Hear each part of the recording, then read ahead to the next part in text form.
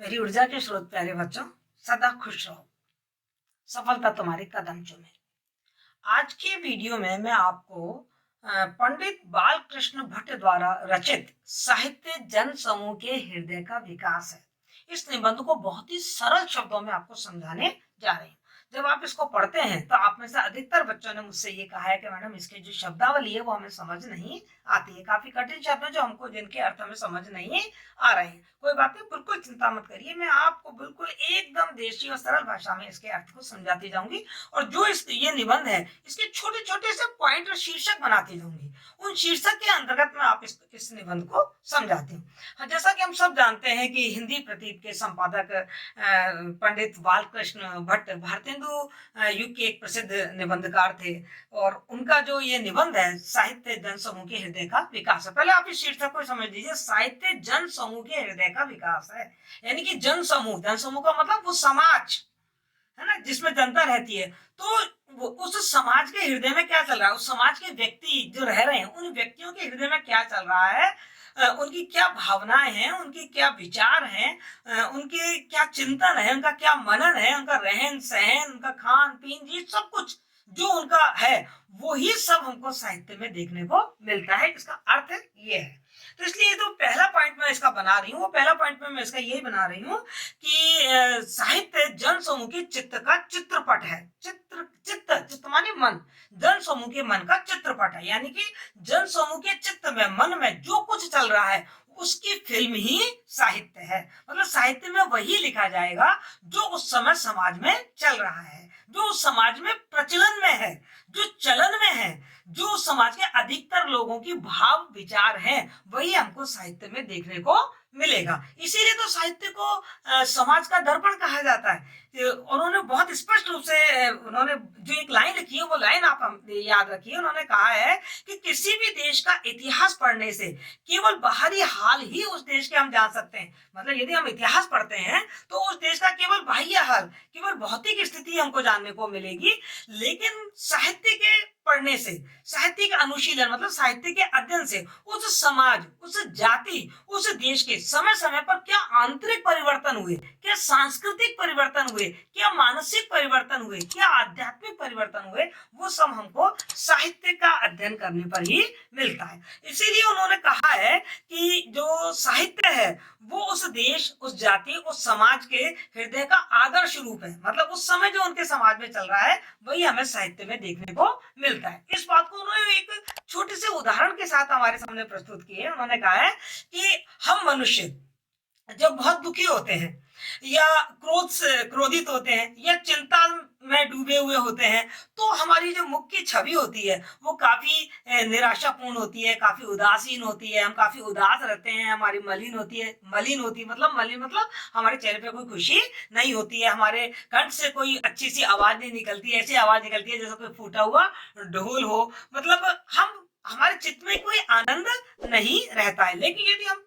खुश हों, हमारे चित्त में आनंद हो, तो फिर हम क्या देखते हैं, हमारा जो मुख है वो कमल की तरह खिला रहता है, हमारी आंखें भी हंसती रहती हैं, हमारे अंग अंग में चुस्ती दिखाई देती है और हम बिल्कुल चालाक फिरकने की तरह फिरकते रहते हैं। मतलब हम बहुत ज्यादा गतिशील रहते हैं। तो यदि हमारे मन में खुशी है तो वो हमारे चेहरे पर, हमारे शारीरिक अंगों से झलकेगी। यदि हमारे मन में दुख है तो वो भी हमारे चेहरे से और हमारी शारीरिक गतिविधियों से झलकेगी। बिल्कुल यही का यही नियम साहित्य और समाज पर भी लागू होता है। समाज में जो कुछ है वो साहित्य में परिलक्षित होगा। यदि हमारा, जैसे हमारे मन का दुख हमारे चेहरे पर दिखता है, उसी तरीके से समाज में जो बुराइयां हैं, यदि समाज में कुछ जड़ता है, गतिहीनता है, कुछ पिछड़ापन है, तो वो उस समय के समाज में दिखाई, साहित्य में दिखाई देगा। और यदि समाज में उन्नति है, विकास है, प्रगतिशीलता है, तो वो उस समय के साहित्य में दिखाई देगा। इसलिए आपको यहाँ की दो तीन जो वाक्य हैं वो अच्छी तरीके से याद होनी चाहिए। एक तो ये कि किसी देश का इतिहास पढ़ने से केवल वहां का बाह्य हाल हमें ज्ञात होता है, अंदर अंदर का नहीं। साहित्य से उस समाज के जो आंतरिक परिवर्तन है उनका ज्ञान हो जाता है। इसीलिए साहित्य जन समूह के चित्त का चित्रपट कहा है बालकृष्ण भट्ट ने, और कहा है कि किसी मनुष्य साहित्य में उस देश के मनुष्य के हृदय का जो आदर्श रूप है वो हमें साहित्य में देखने को मिलता है। आशा है आपको ये वाला पैराग्राफ बहुत अच्छी तरीके से समझ में आ गया होगा। तो मैं एक एक पॉइंट बनाती जाऊंगी हर पैराग्राफ का और आपको समझाती जाऊंगी। साहित्य जनसमूह के हृदय का विकास है। पंडित बालकृष्ण भट्ट ने इस बात को सिद्ध करने के लिए हमारे इतिहास से कई सारे उदाहरण हमारे सामने रखे हैं। जैसे सबसे पहला उदाहरण उन्होंने हमारे आर्य सभ्यता के वेदों का रखा है। उन्होंने कहा है कि वेदों को बहुत ही विलक्षण और पुनीत पावन साहित्य माना जाता है। क्यों? क्योंकि जो वेदों के रचयिता थे वो बहुत ही भोले थे, उदार भाव के थे, निष्कपट व्यवहार था, इसलिए जो वेद है वो भी बड़े विलक्षण और पुनीत बन गए। उन्होंने कहा कि वेद के जो रचयिता थे, जो महापुरुष थे, जिनके हृदय से ये वेद की ऋचाएं निकली थी, वे महापुरुष मनु और याज्ञवल्क्य की तरह समाज की चिंता में नहीं पड़े। वो कणाद और कपिल की तरह किसी तत्व की छानबीन में नहीं पड़े। वो कालिदास और भवभूति की तरह किसी कामिनी या विलास में नहीं डूबे, बल्कि उन्होंने जैसे प्रातःकाल हुआ और उन्होंने सूर्य को उदित होते हुए देखा, उन्होंने सूर्य से होने वाले लाभों को देखा, वो उसके प्राकृतिक सौंदर्य पे मोहित हो गए, तो बस वो उसका स्तुति करने लगे, उसकी स्तुति गान करने लगे, उसके स्रोत पढ़ने लगे, और वो स्रोत, वो स्तुति ज्ञान ही ऋग्वेद के सामवेद की ऋचाएं बन गई। वो मतलब बालकृष्ण भट्ट बताते हैं कि उस समय जो वेदों को पढ़ने से लगता है कि उस समय के जो लोग थे वो लोग अपूर्ण तो थे, लेकिन उनके अंदर कोई अस्वास्थ्य नहीं था। वो सब आपस में मिलजुल कर रहते थे, उनमें कोई कुटिल व्यवहार नहीं था, कोई कपट वृत्ति नहीं थी, कोई उनमें बनावट नहीं थी, कोई राजनीतिक कुटिलता उनके अंतर्गत नहीं थी। इसीलिए और एक दूसरे के साथ सहानुभूति रखते थे, साथ मिलके खाते पीते थे। उस समय कोई ऐसे धर्म ध्वजा को लेने वाले कोई व्यक्ति नहीं थे, इतने सीधे थे, भोले थे, उदार भाव थे।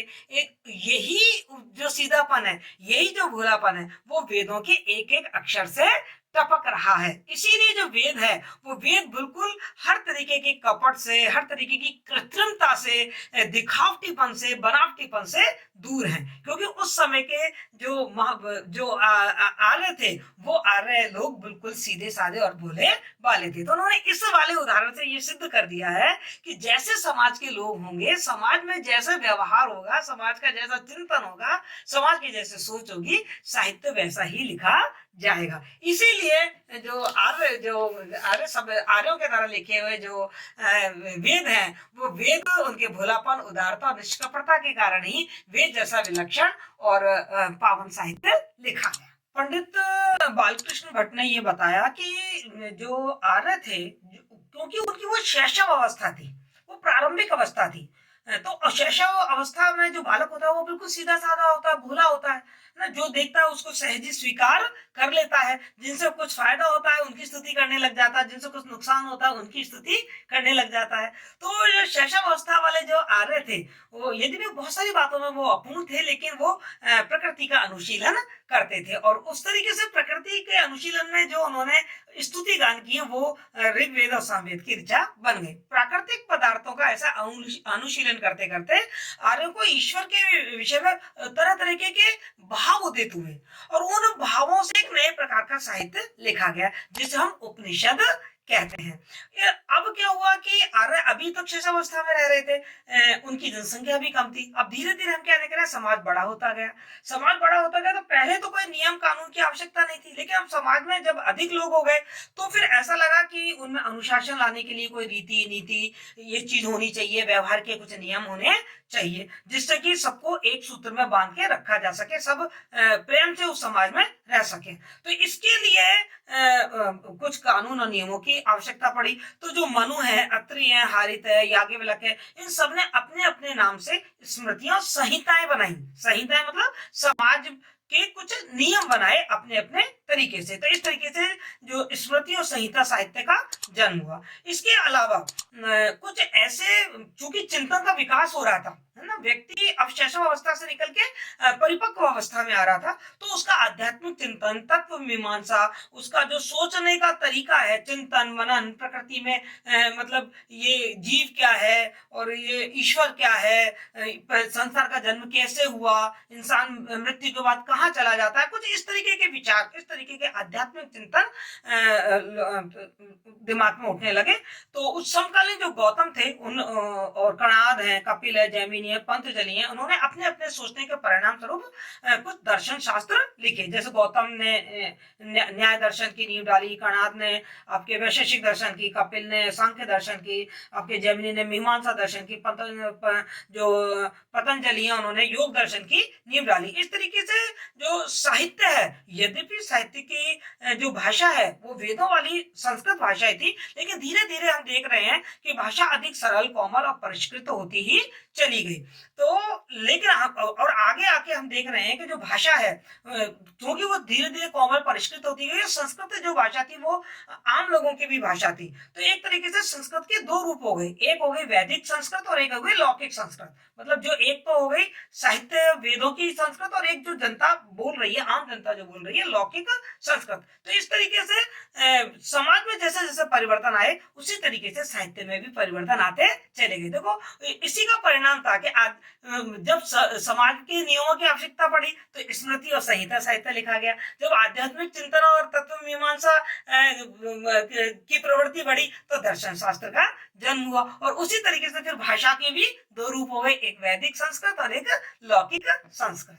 वेद, उपनिषद, संहिता और दर्शन शास्त्र के बाद हमारे जो संस्कृति में सबसे बड़े जो रचना आती हैं, जो महाकाव्य आते हैं, वो आते हैं रामायण और महाभारत। तो बालकृष्ण जी का यह मत है कि रामायण के समय जो सभ्यता थी वो पूरी तरीके से प्रेम से परिप्लावित थी। यानी कि क्योंकि हमें रामायण में ये चीज देखने को मिल रही है कि रामायण में दो भाई इस बात के लिए प्रतिद्वंदा कर रहे हैं कि ये राज्य मेरा नहीं है, दान करने पे, मतलब एक दूसरे के लिए त्याग करने के तुले हुए हैं। राम भरत के लिए त्याग कर रहे हैं, भरत राम के लिए त्याग कर रहे हैं, और राम त्याग करके वन भी चले जाते हैं और भरत फिर भी उस राज को स्वीकार नहीं करते और पादुकाएं, राम की पादुकाएं चला के उस शासन को चला रहे हैं। और राम जब लौट के आ जाते हैं तो वो शहर राम का राज तिलक करते हैं और राम को ही राजा बना देते हैं। तो उनका मानना यह है कि रामायण के अनुशीलन से ये समझ में आ जाता है कि उस समय भाई भाई में बहुत स्नेह हुआ करता था, जनता में कोई कपटाचरण नहीं था, कोई दुराचरण की भावना नहीं थी, और जो सामाजिक जीवन था वो आदर्शपूर्ण था, मर्यादाओं में बंधा हुआ था। ये हमें रामायण के रामचरित्र से मालूम हो जाता है। तो उस समय का जैसा समाज था उसकी छवि हमको रामायण में देखने को मिलती है। लेकिन इसके विपरीत जब हम महाभारत का अध्ययन करते हैं तो हम देखते हैं कि महाभारत में तो इतनी सी, मतलब वो भी भाई हैं, चाहे वो सौतेले हैं लेकिन है तो भाई, लेकिन उनमें इस राज को लेकर ही इतनी कलह है और सुई के नोक के बराबर जमीन देने के लिए भी दुर्योधन तैयार नहीं है, और इस बात को लेके जबरदस्त महाभारत हो जाती है। और उस में कहते हैं कि वाल्मीकि ने रामायण में जिन चीजों को अवगुण बताया वही अवगुण महाभारत काल में गुण समझे जाने लगे एक तरीके से। और उन्होंने बताया कि मतलब महाभारत को पढ़ के हम उस समय के समाज की कल्पना कर सकते हैं कि उस समय का समाज कैसा रहा होगा। मतलब उस समय समाज में कैसी राजनीतिक कूटनीतिज्ञता चल रही थी कि बालकृष्ण भट्ट कहते हैं कि बिस्मार्क जैसा जो कूटनीतिक व्यक्ति था वो भी उनके सामने एक बौना सा दिखाई दे रहा है, उसकी भी जैसे अकल चलने चली गई हो। और महाभारत के अध्ययन से ये निश्चय होता है कि उस समय प्रभुत्व, अस्वार्थ साधन, प्रवंचना, इन सब ने भारतवर्ष में अपना अधिकार कर लिया था। उदार भावना, संवेदना, उत्तम गुण, ये समाज से विमुख होते जा रहे थे। इवन देन हम ये देख रहे हैं कि युधिष्ठिर जैसा व्यक्ति जो कि धर्म का अवतार माना जा रहा है, वो भी अपने स्वार्थ सिद्धि के लिए अश्वत्थामा हतः नरो व कुंजरो व, इसे ये कहकर और वो भी झूठ बोलकर और अपनी स्वार्थ सिद्धि कर लेता है। तो महाभारत की कहानी हमको उस समय के समाज की झांकी दिखा रही है कि उस समय का समाज में वो सौहार्द, वो प्रेम, वो त्याग की भावना नहीं रही थी जो रामायण काल में आदर्श थे। पंडित बालकृष्ण भट्ट अपनी इसी बात को सिद्ध करने के लिए कि साहित्य जनसमूह के हृदय का विकास है, आगे हमें अपने इतिहास में और आगे लेके चलते हैं। वो कहते हैं कि महाभारत के बाद भारत की जो प्राचीन संस्कृति थी धीरे धीरे उसका ह्रास, उसका पतन होने लगा और ब्राह्मण धर्म का विरोध बहुत ज्यादा बढ़ने लगा, क्योंकि उसमें काफी पाखंड और बलि प्रथा वगैरह चीज थी। तो उसके विरोध में जैन धर्म और बौद्ध धर्म, ये दो आंदोलन शुरू हुए। और चूंकि बौद्ध धर्म और जैन धर्म दोनों वैदिक धर्म के विरुद्ध ये आंदोलन थे, तो उन्होंने जो वेदों की जो भाषा थी संस्कृत, उसको छोड़ दी और उसके अलावा उन्होंने जो लोक भाषा अपनाई उसको इन्हीं संस्कृत भाषियों ने प्राकृत नाम दिया। प्राकृत मानी नीचों की भाषा, मतलब उन्होंने ये देख कह दिया कि जो वैदिक धर्म का पालन करते हैं, संस्कृत बोलते हैं, वो तो हो गए श्रेष्ठ ऊंचे, और जो नहीं कर रहे हैं उनको प्राकृत कहा। लेकिन कोई बात नहीं, ये जो प्राकृत भाषा है वो बहुत ज्यादा लोकप्रिय हो गई। क्यों? क्योंकि उस समय भारत में जैन धर्म और बौद्ध धर्म का जबरदस्त विकास हुआ, और चूंकि जब जैन धर्म और बौद्ध धर्म का बहुत विकास हुआ तो इनका साहित्य भी प्राकृत भाषा में लिखा गया। जब इनका साहित्य प्राकृत भाषा में लिखा गया तो ये जनता में ये भाषा बहुत लोकप्रिय हो गई, और धीरे धीरे प्राकृत भाषा का मान बहुत बढ़ गया, और ये भाषा भी बाद में वेदों की भाषा की तरह ही पवित्र और श्रेष्ठ मानी जाने लगी, और इस भाषा में साहित्य रचा जाने लगा। तो ये जो जैनियों का, जैन और जो बौद्धों का जो साहित्य है, प्राकृत भाषा का जो साहित्य है, वो भी हमें उस समय की जो सामाजिक परिस्थिति है, उस समय की जो राजनीतिक परिस्थिति है, उस समय की जो सांस्कृतिक व्यवस्थाएं हैं, उनका ज्ञान हमको करा रही है कि किस तरीके से प्राकृत भाषा का जन्म हुआ। तो हमने देखा कि भारत में बौद्ध और जैन धर्म का जो उदय हुआ, उसके कारण जन जन की भाषा प्राकृत भाषा बन गई। सामान्य जनता में वो बोलचाल की भाषा के रूप में प्रयुक्त होने लगी। ये समय था लगभग विक्रम संवत प्रथम शताब्दी की बात थी। लेकिन एक बात आपको बता दूं कि यद्यपि जो संस्कृत है वो जनभाषा नहीं रह गई थी, आम आदमी की भाषा नहीं रह गई थी, लेकिन फिर भी जो पढ़ा लिखा वर्ग था, जो उच्च वर्ग था, जो कवियों का समाज था, उस समाज में और जो राजा महाराजाओं के दरबार थे, उस दरबार में संस्कृत को बहुत ज्यादा आदर सम्मान प्राप्त था। इसी कारण उस समय संस्कृत भाषा में हर एक विषय पर बड़े श्रेष्ठ से श्रेष्ठ ग्रंथ लिखे गए। हमारे जो लेखक हैं निबंधकार बालकृष्ण भट्ट, वो एक उदाहरण देते हुए हमको बताते हैं कि संस्कृत बोलचाल की भाषा ना होने पर भी जो समाज में सामाजिक अनुभूतियां थी, जीवन की जो ललित अनुभूतियां थी, जो सौंदर्य था, जो श्रृंगार था, उसको व्यक्त करने में वो भाषा समर्थ थी। उस समय महाकवि कालिदास जैसे विश्व प्रसिद्ध कवि हुए, जिन्होंने कि संस्कृत साहित्य को, उसके भंडार को बहुत ही समृद्ध किया। और न केवल कालिदास, बल्कि कालिदास के साथ भवभूति है, भारवी है, श्रीहर्ष है, बाणभट्ट है, इन लोगों ने अपने ललित वाक्यों और कथनों से अपने काव्य को ऐसा सजाया और संवारा कि जो वेदों के सूक्त थे, वेदों के जो स्रोत थे, वो इन सब के सामने बड़े नीरस और रूखे सूखे से प्रतीत होने लगे। कवि कहता है कि जो ये गुप्त काल की बात है, और गुप्त काल हमारे इतिहास में हम सब जानते हैं स्वर्ण युग के नाम से जाना जाता है। तो चंद्रगुप्त विक्रमादित्य के काल में संस्कृत साहित्य का इतना उत्कर्ष हुआ कि इसे हम संस्कृत साहित्य का स्वर्ण युग के नाम से भी जान सकते हैं। तो उस समय समाज में, सामाजिक जीवन में, श्रृंगार में भावनाएं को आदर दिया जाता था, सौंदर्य को आदर दिया जाता था, उच्च चरित्र निर्माण की भी बात कही जाती थी। और ये सारी की सारी बातें हमें उस समय के संस्कृत साहित्य में देखने को मिलती हैं। बस फर्क इतना पड़ा कि संस्कृत साहित्य के सामने, उसके लालित्य के सामने, उसके सौंदर्य के सामने, उसकी रसयुक्तता के सामने जो वेदों का साहित्य था वो काफी फीका पड़ गया। भट्ट साहब कहते हैं कि पुराने आर्यों ने काफी प्रयत्न करके जो वेदों में साहित्यिक कारीगरी दिखाई थी, उससे बढ़कर ये कलापूर्ण संस्कृत साहित्य लिखा जाने लगा। और चूंकि ये साहित्य ज्यादा जनता में लोकप्रिय हो गया, इसने ज्यादा उत्कर्ष प्राप्त कर लिया, तो इस तरीके से जो जनता थी, जो मतलब अधिकांश जो जनता का समूह था, वो भी, हमारा जो सामाजिक जीवन था, वो भी इस संस्कृत साहित्य पे बार बार न्यौछावर हो रहा था। हम जानते हैं समय परिवर्तनशील है, वक्त बदलता रहता है, और वक्त बदलने के साथ साथ हम क्या देख रहे थे कि जो जैन धर्म और बौद्ध धर्म आंदोलन भारत में पनपे थे, धीरे धीरे इस जैन धर्म का प्रभाव कम होने लगा। और बौद्ध धर्म तो विदेशों में तो बहुत फला फूला, लेकिन धीरे धीरे जो बौद्ध धर्म है वो भारतवर्ष में समाप्ति की तरफ चलने लगा। और जब बौद्ध धर्म की समाप्ति का जो युग चल रहा था, उसी समय एक ऐसा समय आया जब भारत में पुराण साहित्य का बोलबाला रहा। उस काल में लगभग 400 वर्षों तक का ये काल रहा, जिसमें कई पुराण और उपपुराण आदि साहित्य लिखा गया। इन साहित्य में, जो पुराणों का साहित्य था, उसमें अनेक प्रकार की समाज की रीतियां, नीतियां, धार्मिक सिद्धांत, सामाजिक परंपराओं का विवेचन हमको मिलता है। एक प्रकार से वेदों में जो बात कही गई थी, पुराणों में जो बात कही जा रही थी, वो वेदों के बातों से काफी विपरीत थी, उनकी विरुद्ध थी, उनको तो सामाजिक जीवन से विपरीत थी। यानी वेदों का जो सामाजिक जीवन था वो बहुत ही मतलब निष्कलंक, एकदम भोला भाला, उदार और प्रेम प्लावित था। लेकिन पुराणों में वो चीज हमें देखने को इतनी नहीं मिलती है। लेखक यहाँ एक आरोप भी लगाता है कि मतलब पुराण हमारे जगह जगह, जो वैदिक धर्म था वो अब वैदिक धर्म नहीं रहा था, जगह जगह पुराण उसमें घुस गए थे, पुराणों की जो विचारधारा थी वो उसमें सम्मिश्रित हो गई थी और हमारे समाज में अनेक अवगुण या कुप्रथाएं पनपने लगी थी। वो कह रहे हैं कि आज भी, आज के वर्तमान समय में भी हम अपने सनातन धर्म में जो बुराइयां देखते हैं, जो कुप्रथाएं देखते हैं, और जिनको हमने इतनी कोशिश की, इतने सामाजिक सुधार आंदोलन चले, इतने महापुरुषों ने प्रयास किए, लेकिन उन हजार चेष्टाओं के बाद भी, हजारों प्रयासों और कोशिशों के बाद भी हम उन कुप्रथाओं को अपने सनातन धर्म से दूर नहीं कर पा रहे हैं।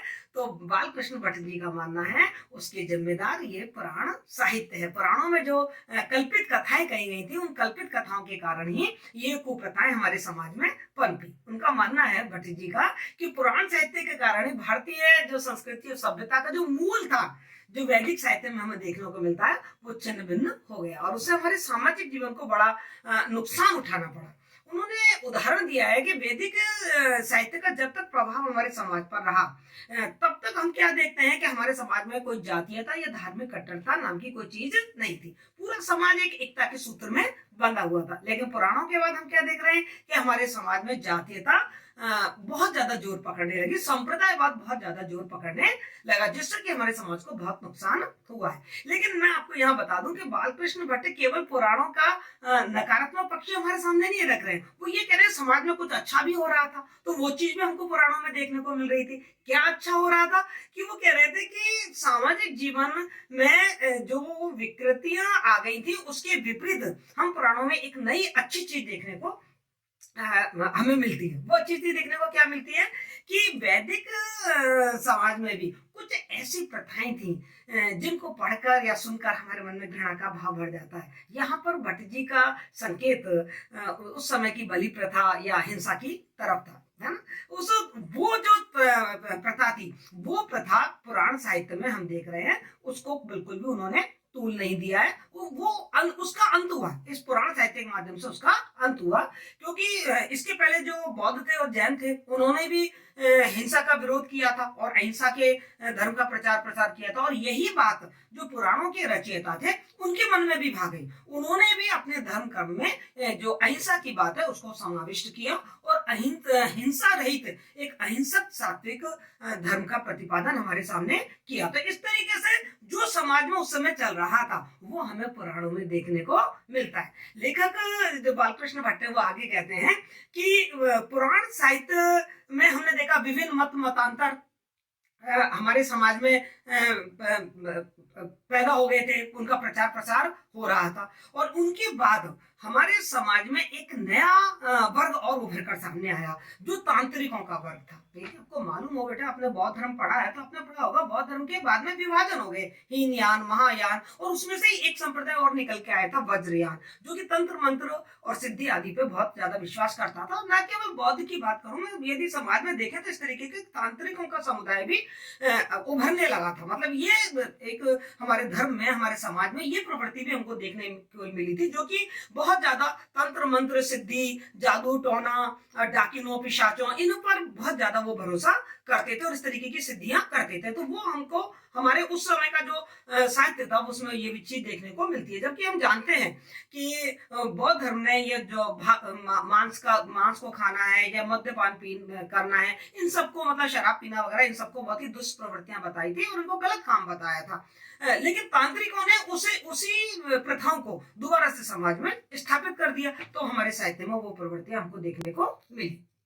हिंदू धर्म मुख्य रूप से मतलब तीन उसमें मतों में बटा हुआ था, वैष्णव, शाक्त और शैव, जो शिव की पूजा करते थे वो शैव कहलाते थे, जो देवी की पूजा करते थे वो शाक्त, और जो विष्णु को अवतार के रूप में मानते थे वो वैष्णव कहलाते थे। तो जो वैष्णव है उनमें भी बहुत सारे मत मतांतर आ गए। जैसे जो विष्णु का अवतार मानते हैं तो उसमें एक वर्ग हो गया जो राम के उपासक थे, जिन्हें हम रामाश्रयी संप्रदाय कहते हैं।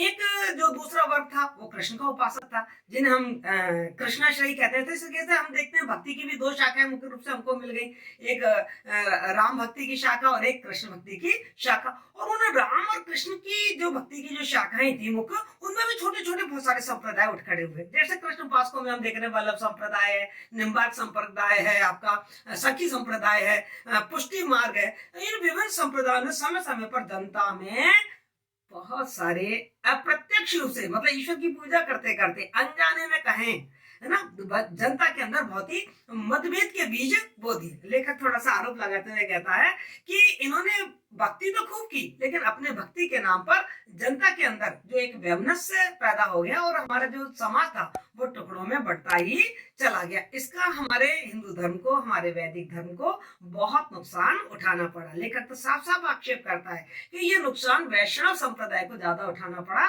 शैव और शाक्त संप्रदाय में ये जो चीज थी वो इतनी नहीं हुई, इतना वैमनस्य नहीं हुआ। उनमें खान पान, आचार विचार, इन सब में बहुत ही मेल मिलाप था, वो एक दूसरे से मिलकर चलते थे। लेकिन तत्कालीन जो साहित्य है, उस साहित्य से हमें यह पता चलता है कि हिंदू समाज में उस समय वैष्णवों का अधिक जोर था, और उसके कारण सामाजिक जीवन का जिस प्रकार से विकास होना चाहिए था वो विकास इन मतांतरों, इन विभेद, इन मतभेदों के कारण नहीं हो पाया था।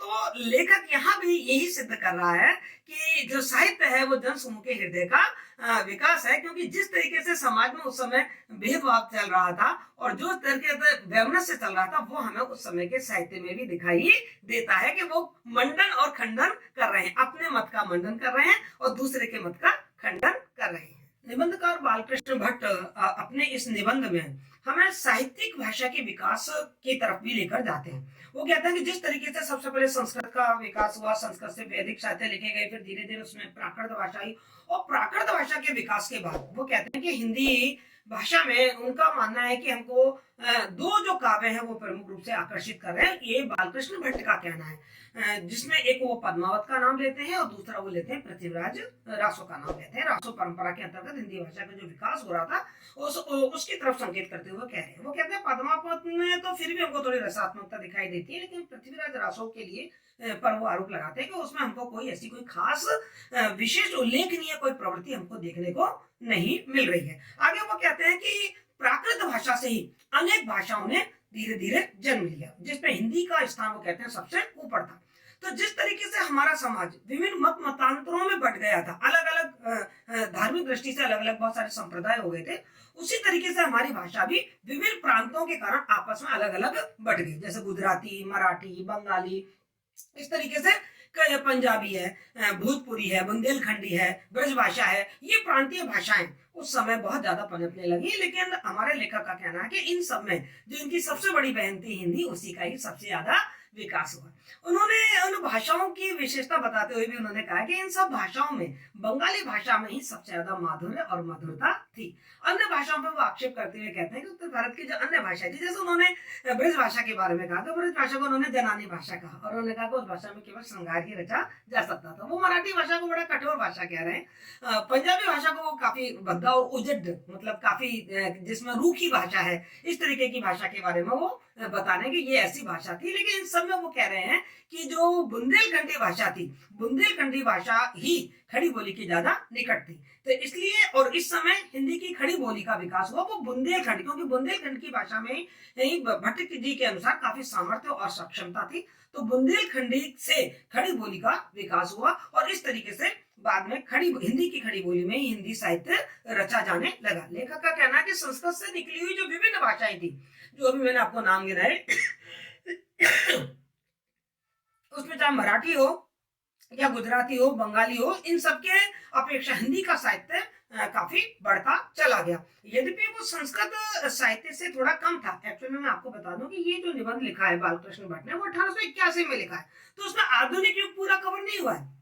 जब बालकृष्ण भट्ट ने इस निबंध को लिखा, उस समय वो साहित्य का जो आधुनिक युग है वहां तक नहीं पहुंचे थे, क्योंकि 1881 में उन्होंने ये निबंध लिख दिया था। तो वो कहते हैं तब तक हिंदी का जो गद्य साहित्य था उसमें उतनी ज्यादा रचना नहीं हुई थी और ना ही उसमें कोई इतनी ज्यादा उच्च स्तर की रचनाएं मिलती थी। और हम जानते हैं कि बालकृष्ण भट्ट भारतेंदु युग के निबंधकार हुए हैं, और भारतेंदु युग तो हिंदी गद्य का प्रारंभिक युग है, बीज वपन युग है। उस समय हमारी हिंदी अंकुरित हो रही थी, उसको हम उसका बीजारोपण कर रहे थे। तो क्यों उस समय किस तरीके से हमें कोई एक परिष्कृत या पूर्ण रचनाएं हिंदी में मिल सकती थी। वो कहते हैं एकमात्र लल्लू जी लाल द्वारा रचित जो प्रेम सागर है वही रचना एक ऐसी है जिसे हम साहित्य के अंतर्गत मान सकते हैं। यहीं पर बालकृष्ण भट्ट कहते हैं कि दूसरी ओर जो उर्दू भाषा है वो भी हिंदी को संकुचित कर रही थी, क्योंकि उर्दू भाषा का जो विस्तार है वो हिंदी के प्रभाव को कम कर रहा था। यहाँ पर बालकृष्ण भट्ट ने साफ साफ कहा है कि क्योंकि निबंध का विस्तार बहुत ज्यादा हो जाएगा, इसलिए मैं यहाँ पर हिंदी उर्दू के बारे में कोई ज्यादा बात नहीं करना चाहूंगा और अपने निबंध को मैं यही समाप्त करना चाहूंगा। क्योंकि उन्होंने अपने युग के समय तक के साहित्य के बारे में हमको बता दिया कि किस तरीके से जो साहित्य है वो समाज का दर्पण है। समाज में जो गतिविधियां, समाज में जो भाव विचार, समाज की जो परंपराएं रीति रिवाज हैं, जो उसकी सोच है, जो उसका चिंतन है, वो किस तरीके से साहित्य में परिलक्षित होता है। और इसीलिए उन्होंने कहा है कि साहित्य जनसमूह के हृदय का विकास है। ये जो बात मैंने आपको बताई वो तो मैंने आपको बताई बालकृष्ण भट्ट जी ने अब तक क्या सोचा, लेकिन बालकृष्ण भट्ट जी का जो ये वाक्य है कि साहित्य जनसमूह के हृदय का विकास है, ये आज की परिस्थितियों पे भी खरा उतरता है। यदि हम बहुत पुराने समय में ना जाएं, हम हिंदी के साहित्य की ही बात कर रहे हैं, केवल हिंदी साहित्य की बात कर रहे हैं, तो हम ये देखेंगे कि हिंदी साहित्य के इतिहास में जो पहला युग है जिसे हम आदिकाल या वीर गाथा काल कहते हैं, तो आप देखो उस समय का क्या समाज था। आप ये देखिए हमारा पूरा जो भारत था वो राजनीतिक रूप से विसंकलित हो चुका था और जो छोटे छोटे राज्यों में बढ़ गया था, जो कि आपसी वैमनस्य से ग्रसित थे। और जर, जोरू और जमीन, ये तीन ऐसे कारण थे जिसके कारण वो आपस में लड़ते रहते थे, युद्ध होते रहते थे। इवन देन इसकी कमजोरी का फायदा उठाकर वो जो बाह्य आक्रमणकारियों ने, जिसमें मोहम्मद गौरी और गजनवी के नाम भी आते हैं, इन लोगों ने भारत पे आक्रमण किया। तो चारों तरफ युद्ध युद्ध का ही माहौल था। तो चूंकि समाज में युद्ध और वीरता की और साहस की और राजा के उत्साह जोश की यही बातें होती थी, तो साहित्य में हमको वही प्रवृत्तियां देखने को मिलती हैं, साहित्य में हमें वही वीर रस देखने को मिलता है। इसी कारण इस के साहित्य को हम का नाम ही हमने क्या दिया, वीर गाथा काल नाम दिया। फिर हमने देखा कि हमारा जो समाज था वो युद्ध से बहुत तंग आ गया था, परेशान हो गया था, उसकी समस्याएं बहुत ज्यादा बढ़ गई थी और वो इतना ज्यादा निराश था कि उसको केवल ईश्वर की भक्ति में जाके ही शांति मिल सकती थी। तो उस समय भक्ति की प्रवृत्तियां बहुत ज्यादा बढ़ी। और जैसा कि मैं पहले बता चुकी हूँ बालकृष्ण भट्ट के इस निबंध में कि हमारे वैष्णव धर्म में विभिन्न प्रकार के मत मतांतर पैदा हो गए कि राम मार्गी, कृष्ण मार्गी, तो उस तरीके की जो विशेषताएं वो हमें देखने को मिली। तो जो हमारा जो दूसरा युग है, जैसे हम 1375 से प्रारंभ मानते हैं, जैसे हम भक्ति काल कहते हैं, तो चूंकि समाज में भक्ति की परंपराएं थी और लोगों का रुझान ईश्वर के प्रति हो गया था, तो हमें साहित्य में भक्ति की प्रवृत्तियां देखने को मिलती हैं। और जिन जिन ईश्वर की भक्ति की जा रही थी उन सब का साहित्य हमें देखने को मिलता है। उसके बाद हम क्या देखते हैं, यदि आप थोड़ा सा अंदाज लगाएं, 1700 से 1900 का जो काल है वो उसको हम रीति काल के नाम से जानते हैं। हुआ क्या था, यदि उस समय आप इतिहास पर थोड़ा ध्यान दीजिए, अपनी सामाजिक प्रवृत्तियों पर यदि अपन ध्यान दें, तो हमारे भारत में मुगल काल स्थापित हो चुका था 1526 के बाद। और मुगल काल ने लगभग पूरे भारत को एक सूत्र में बांधकर उसको मजबूत स्थान दे दिया था। और उस समय हमारी जो आर्थिक स्थिति थी वो भी काफी अच्छी हो गई थी। लेकिन जो अलग अलग जो प्रांत थे, उन प्रांतों में जो सामंत थे, जो राजा थे, वो अपनी क्या कहते हैं संप्रभुता को मुगल दरबार को सौंपकर निश्चिंत हो गए थे और अपने अपने जो उनका सामंत क्षेत्र था, जो उनका राज्य था, वहां पर वो बड़े विलासीपूर्ण जीवन जी रहे थे, क्योंकि उनको चिंता नहीं थी, भाई आक्रमण से रक्षा करेगा, मुगल सम्राट करेगा, तो उनको कोई चिंता थी नहीं। मालगुजारी खूब आती थी, कुछ अंश वो मुगल दरबार में देके अपने आप को मतलब कहना चाहिए मुक्त मान लेते थे, तो वो भोग विलास में डूबे हुए थे। तो आप देखिए इस समय का जो साहित्य है उसमें हमें श्रृंगार और प्रेम की प्रवृत्ति ज्यादा मिलती है, कला की प्रवृत्ति ज्यादा मिलती है ना, रीति काल जिसको हम श्रृंगार काल के नाम से भी जानते हैं। और उसके बाद के काल में आप देखिए भारत में अंग्रेजों का शासन हो गया है ना, भारत में अंग्रेजों का शोषण और दमन बढ़ने लगा, तो हमारे साहित्य में वही प्रवृत्तियां दिखाई दे रही है।